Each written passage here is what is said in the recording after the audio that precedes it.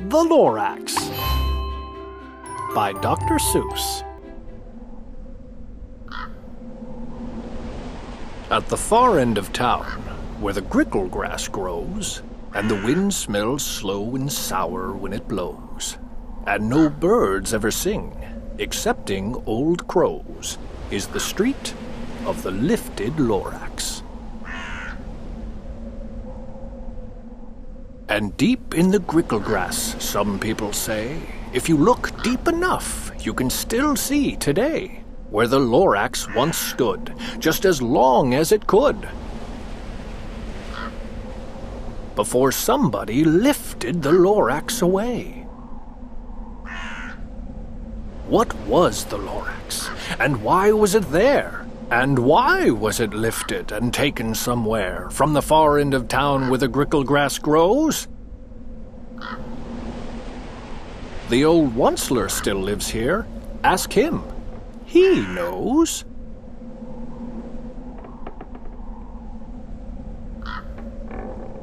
You won't see the Onceler. Don't knock at his door. He stays in his lurkum on top of his store. He lurks in his lurkum, cold under the roof, where he makes his own clothes out of muffered moof. And on special dank midnights in August he peeks out of the shutters, and sometimes he speaks and tells how the Lorax was lifted away. He'll tell you, perhaps, if you're willing to pay.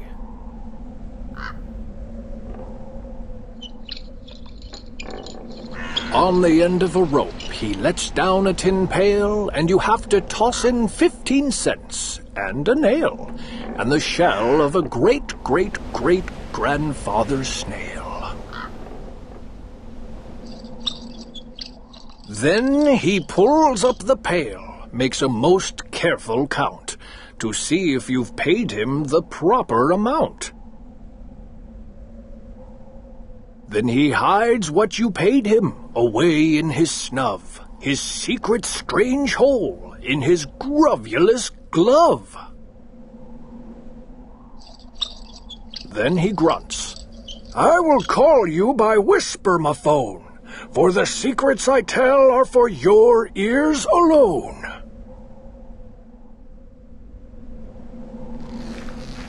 Slop! Down slops the whisper-ma-phone to your ear, and the old Onceler's whispers are not very clear, since they have to come down through a snurgly hose, and he sounds as if he had smallish bees up his nose. Now I'll tell you, he says with his teeth sounding gray, how the Lorax got lifted and taken away. It all started way back, such a long, long time back. Way back in the days when the grass was still green, and the pond was still wet, and the clouds were still clean. And the song of the Swami Swans rang out in space. One morning I came to this glorious place. And I first saw the trees, the truffula trees. The bright-colored tufts of the truffula trees, mile after mile in the fresh morning breeze.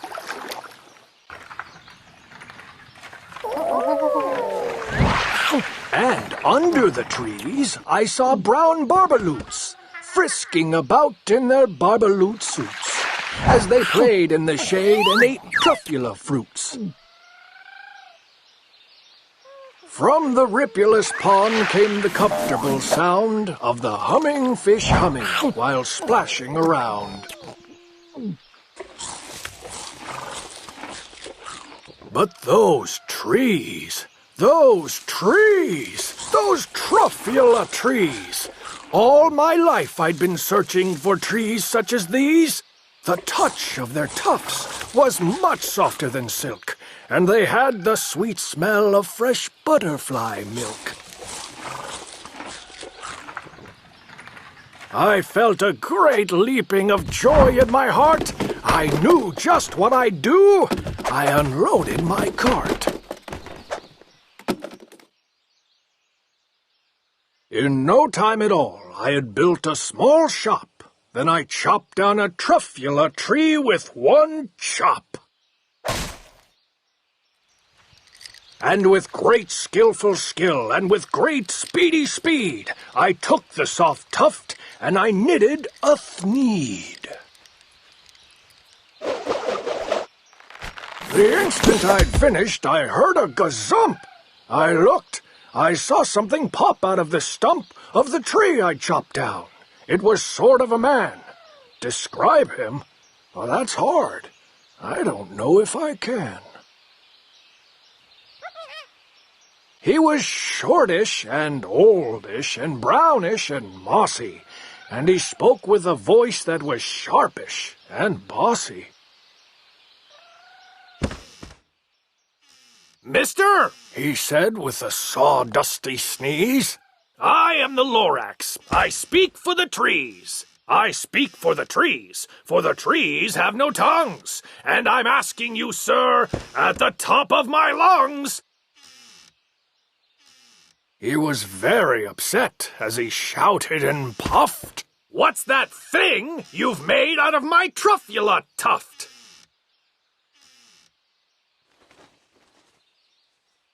"Look, Lorax," I said, "there's no cause for alarm. I chopped just one tree. I am doing no harm. I'm being quite useful. This thing is a thneed. A thneed's a fine something that all people need. It's a shirt, it's a sock, it's a glove, it's a hat. But it has other uses. Yes, far beyond that. You can use it for carpets, for pillows, for sheets, or curtains, or covers for bicycle seats."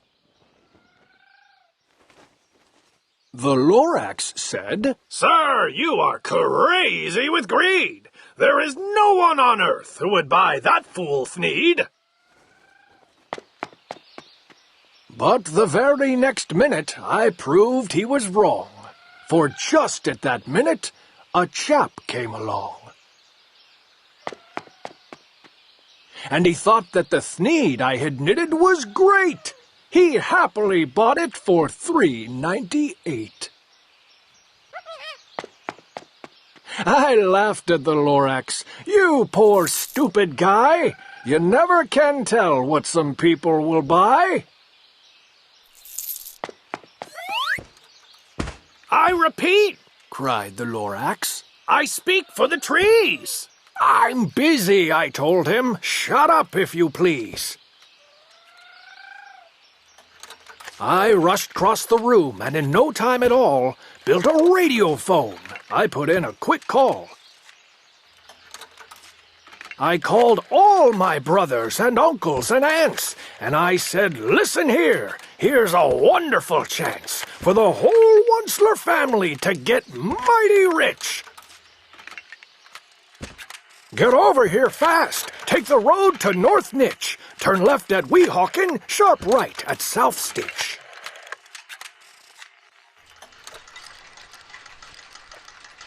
And in no time at all, in the factory I built, the whole Onceler family was working full tilt. We were all knitting thneeds, just as busy as bees, to the sound of the chopping of truffula trees.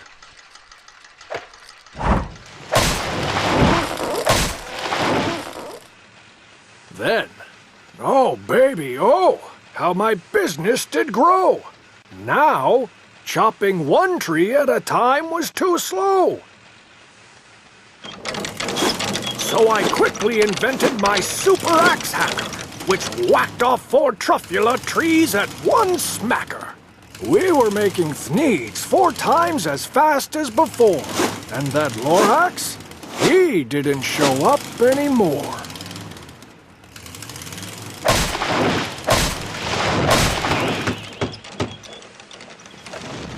But the next week he knocked on my new office door. He snapped, "I'm the Lorax, who speaks for the trees. which you seem to be chopping as fast as you please. But I'm also in charge of the brown Barbaloots, who played in the shade in their Barbaloot suits and happily lived eating truffula fruits. Now, thanks to your hacking my trees to the ground, there's not enough truffula fruit to go round. And my poor Barbaloots are all getting the crummies because they have gas and no food in their tummies. They loved living here, but I can't let them stay.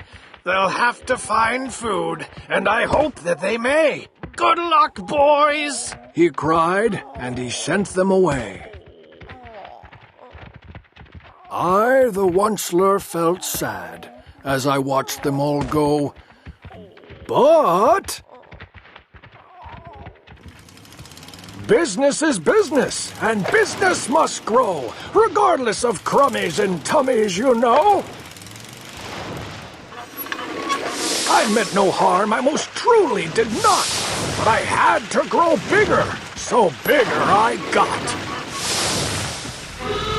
I biggered my factory, I biggered my roads, I biggered my wagons, I biggered the loads.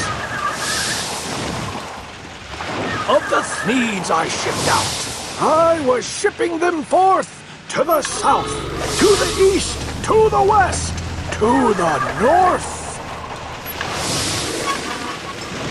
I went right on biggering, selling more Thneeds, and I biggered my money, which everyone needs.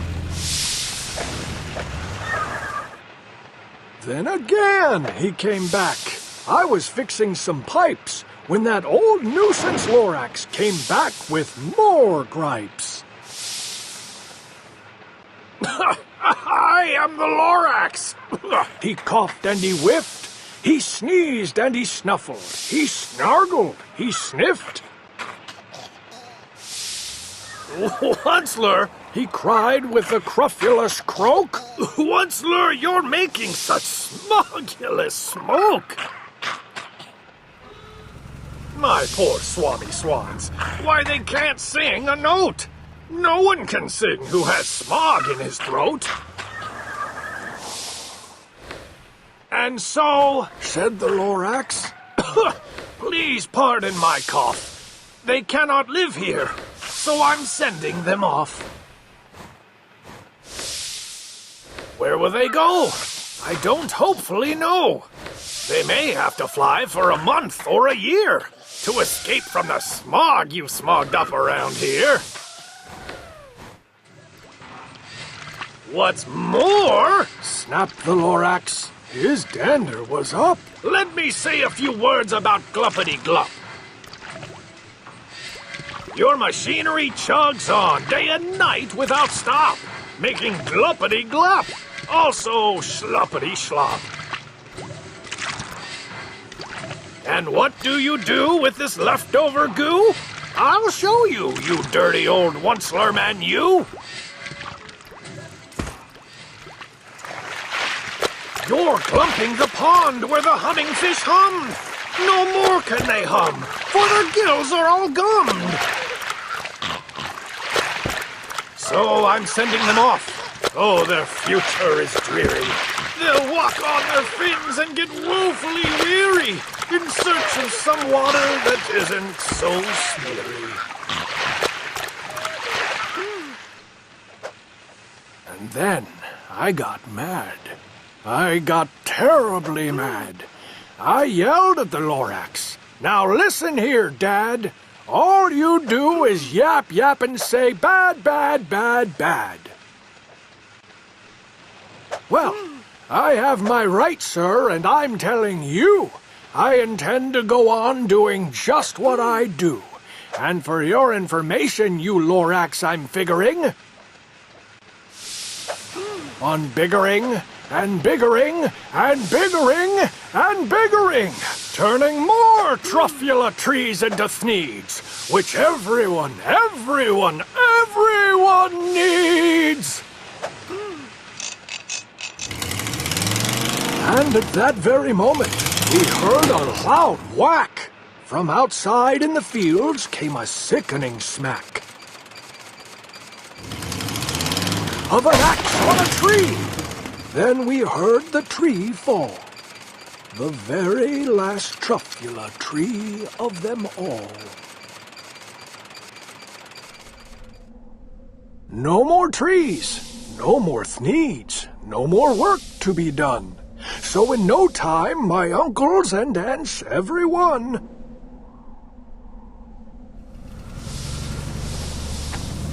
all waved me goodbye. They jumped into my cars and drove away under the smoke-smuggered stars. Now all that was left neath the bad-smelling sky was my big empty factory, the Lorax, and I. The Lorax said nothing, just gave me a glance, just gave me a very sad, sad backward glance, as he lifted himself by the seat of his pants. And I'll never forget the grim look on his face when he hoisted himself and took leave of this place through a hole in the smog without leaving a trace.